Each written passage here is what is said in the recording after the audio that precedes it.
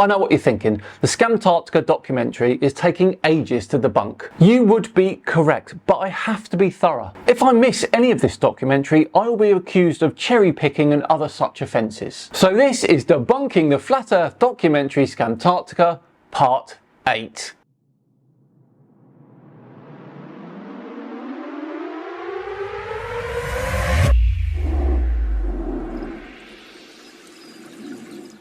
Hello all and welcome along to another video with me, Simon Dan. Thanks very much for joining me. If you've been following this series, then I suggest you hold on to your seats, because they're now moving on to something other than numbers on a spreadsheet.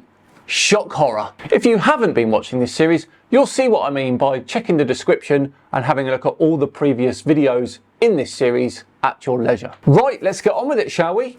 Nicole Murphy and I covered in detail for over an hour in our talk on the secret sacred laws of the luminaries and the 24-hour Antarctic sun explained several ways how a cold, apparent but not real 24-hour circling sun could absolutely appear at a certain Goldilocks sweet spot zone along the entire near inner ice wall, not too close to the farthest outer edge of the wall and not too far in on the giant ice peninsula, but right where all of these bases are on the coastline. Right, so let me get this straight. They're trying to explain away the 24-hour sun in Antarctica by suggesting that it's just an illusion. A cold, not really there pretend sun that only appears to circle in a special magical sweet spot somewhere near the ice wall. And conveniently, that's where all the bases are. Okay. Sounds legit. The thing is, on a flat Earth, that simply can't happen. The sun would never fully circle your view. It would always appear to move in an arc and vanish. You can't explain that continuous daylight, can you? Without throwing in some made-up optics and undefined mystical forces. Claiming to have real, apparent 24-hour sun phenomenon some of the year. We expected the Globers to ignore it, but the silence from the flat Earth community has been deafening. Why do they always use me? Where you at, Jaron and Austin? You asked for explanations, we gave them in detail. As for the alleged final experiment, which needs to be strictly controlled of all variables to even call it an experiment, and not just weekend at Bernie's igloo. But the final experiment has been done, and it can be done again with proper controls. You set up in the right location below the Arctic Circle at the right time of year during the summer solstice and film continuously. That's it. Simple, elegant, devastating. Because if you stand there and see the sun circling in the sky without setting, then congratulations, you've just proved that the Earth isn't flat. Game over. And that's the problem for flat earthers. They don't want the experiment to be done correctly, because when it is, it shreds their model apart. They complain that it has to be strictly controlled to count as an experiment, as if that's a bad thing, but that's what science is. You should eliminate variables. You should use precision. Otherwise, what's the point? Okay, 6 people were told they were dropped here, at one base, Union Glacier, conveniently missing from online sunrise, sunset, and 24-hour sun websites. To my knowledge, they did no type of control to prove they weren't actually dropped here in what we contend is a possible 24-hour sun sweet spot, as light is nothing more than a sound wave vibrating in the ether. The source of that sound wave can be non-local to Union Glacier. The absolute most ridiculous thing you've ever said in this whole documentary. Light is nothing more than a sound wave vibrating in the ether. Evidence for this claim? No? Or is this just feelings, I guess? Dear oh dear.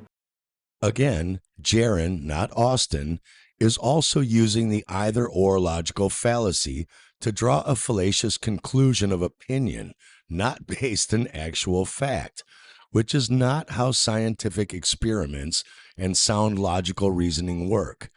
He saw what he thought was a 24-hour space fireball sun circling his head, ignoring the obvious reason it can't be, which we'll get to, and since this ridiculous Jesuit Newtonian hybrid flat Earth model doesn't and can't explain it, and I agree with him 1000% that that is true, then he thinks it has to be this equally ridiculous globe model, which he's spent 10 years debunking thoroughly on the air. That's the either or fallacy. If it can't be option A, it must be option B. The thing is, they're not saying it can't be flat, so it must be a globe because I want it to be. They're saying I tested this. I observed it. The most popular and well-believed flat Earth model fails. The globe model succeeds. Done. That's not a false dilemma. That's just science doing what science does. It eliminates the models that don't work. Now, if you want to put forward a flat Earth model where a 24-hour sun in Antarctica is possible, then be my guest. I won't hold my breath though.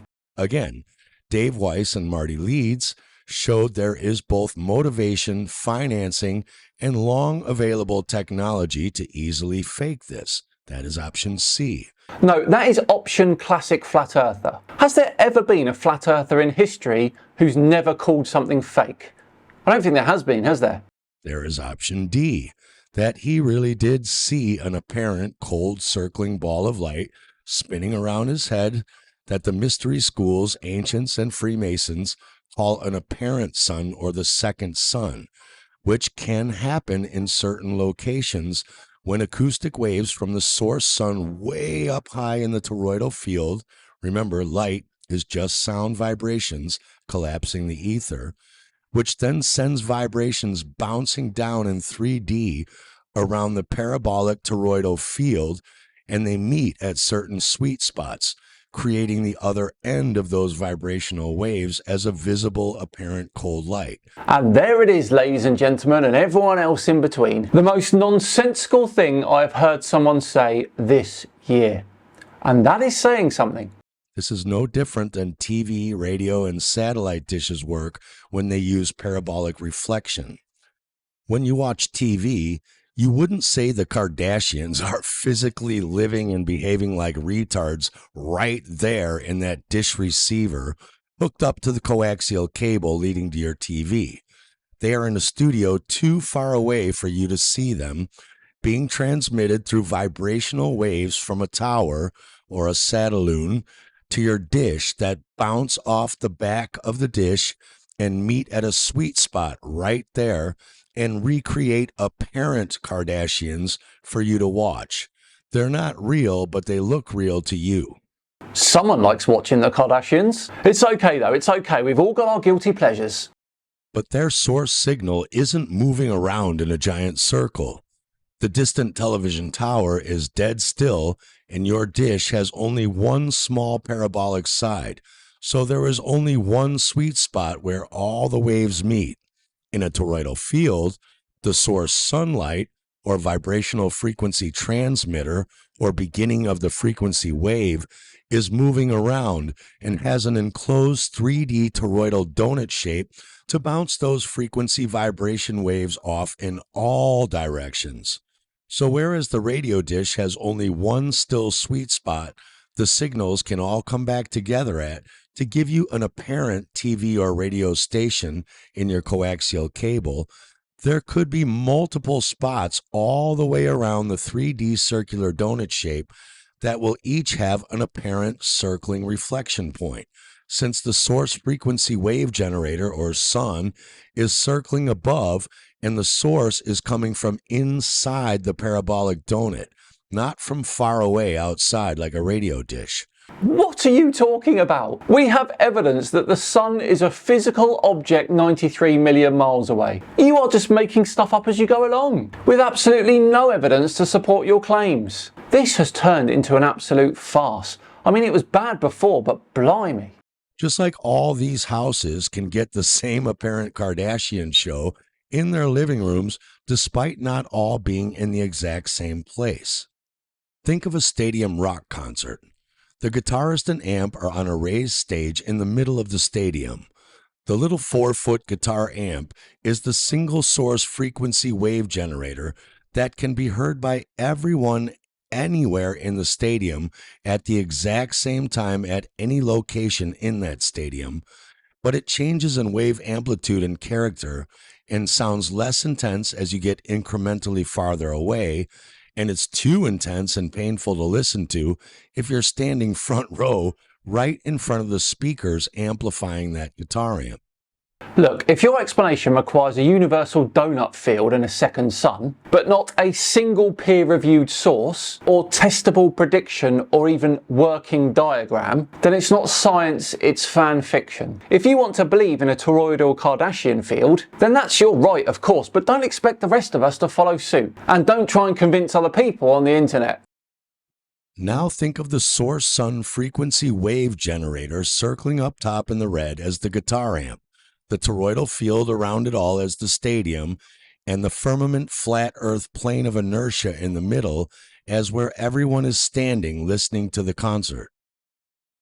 In that stadium, there might be a dozen different bathrooms marked as red dots, scattered in a circle around the outer perimeter in the hallways, and even though the band and guitarist are on the big orange stage in the middle, everyone taking a piss in all dozen of those bathrooms can still hear a less intense version of that same exact source guitar amp at the exact same time as each other, despite not being able to see the stage and being in a dozen totally different locations around the stadium. What are you talking about? This is quite simply the worst explanation I've ever heard for anything. Anything, I tell you. That's how sound waves work. And since light is just different frequencies of sound waves vibrating the ether and causing local illumination, now think of the ice wall as bathrooms all the way around the stadium and the real source sun way up high as the guitar amp on stage, far out of actual human sight capability and maybe even too intense and invisible for the human eye frequency band to see. Just like we can't hear dog whistles, but our dog's reactions confirm to us the whistle frequencies are real and there. Okay, look, I think I've figured out a way to tell this guy he's wrong. The reason we see the sun circling above in Antarctica in December isn't because we've caught a glimpse of an apparent Kardashian frequency guitar solo reflecting off cosmic toilets. It's because the Earth is a globe. Did that work? Not a single person taking a piss in any of those dozen bathrooms would claim that since they can hear a portion of the sound wave of the guitarist's guitar amp in that bathroom, that is proof that the guitar amp itself must be right there in the bathroom, close and local, and not out on stage in the middle of the stadium. Because that would sound like, so when we marry that with parabolic reflection, that TV receiver has to be right exactly there if it wants to recreate an apparent Kardashian show on your TV. If that receiver is any closer to the dish or any bit farther away, or even a few millimeters too far left or right of dead center of that dish and that exact distance from the dish, it won't work at all. Or if it's off by just a tiny bit of millimeters in any direction, it gets some of the signal but has distortions, like you get when you use spherical mirror-shaped reflection instead of parabolic shapes. Is that a technical term, is it? A tiny bit of millimeters? The thing is, of course, that's not how sunlight works. That's not how optics works. That's not how anything works. The sun isn't bouncing off an invisible torus to trick us. It's where we predict it to be. It follows a calculable path. Its behaviour is entirely consistent with the Earth being a rotating sphere. That's why we don't use perfectly round spheres for our TV and radio dishes. They leave this weird football-shaped distortion. Instead, we use parabolic shapes more like an oblique spheroid donut shape based on a toroidal field because they have a nice crisp reflection point, so long as the source frequency isn't moving. Think about what you're saying here. That dishes only work if the source isn't moving. Tell that to the thousands of satellites constantly tracked across the sky, feeding GPS, internet and weather data. And that is where we're going to leave Scamtarctica for today. I think we've got around 4 episodes left. Let me know what you think of this particular episode, episode 8, in the comments below. As I say, we're all done and dusted for another one. Thanks so much for watching today. It's very much appreciated. If you enjoyed this, please do subscribe to the channel and a big thumbs up as well if the feeling takes you. Thank you very much. I've been Simon Dan. Have yourselves a great day and I'll see you tomorrow for some more tinfoil fun. See you then.